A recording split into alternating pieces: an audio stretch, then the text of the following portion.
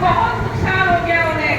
फिर एक दिन क्या हुआ, मुझे एक मित्र मिला। उस मित्र ने मुझे एक चमत्कारी बाबा के बारे में बताया। उस चमत्कारी बाबा ने मुझे, मैं उस पुत्र के साथ एक चमत्कारी बाबा के पास गई।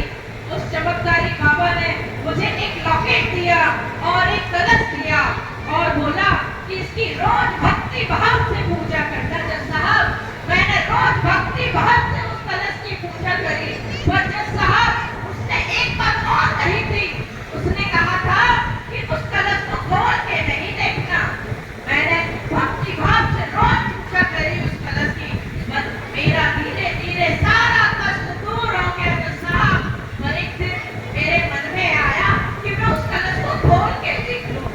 जज साहब, मैंने एक दिन उस कलश को खोल के देखा तो उस कलश में, उस ताबीज में जब मैंने खोल के देखा तो उसमें रवोकार मंत्र लिखा हुआ था।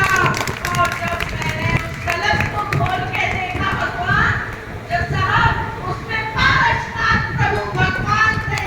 उनकी एक छोटी सी प्रतिमा थी जज साहब, और उसमें एक रवोकार मंत्र लिखा हुआ था।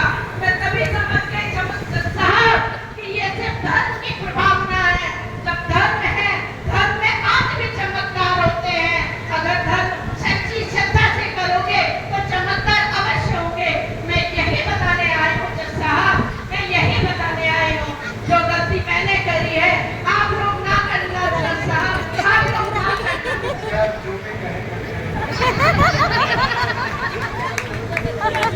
जज साहब, मैं बस यही बताने आई हूँ कि जो गलती मैंने करी है कोई और ना करे।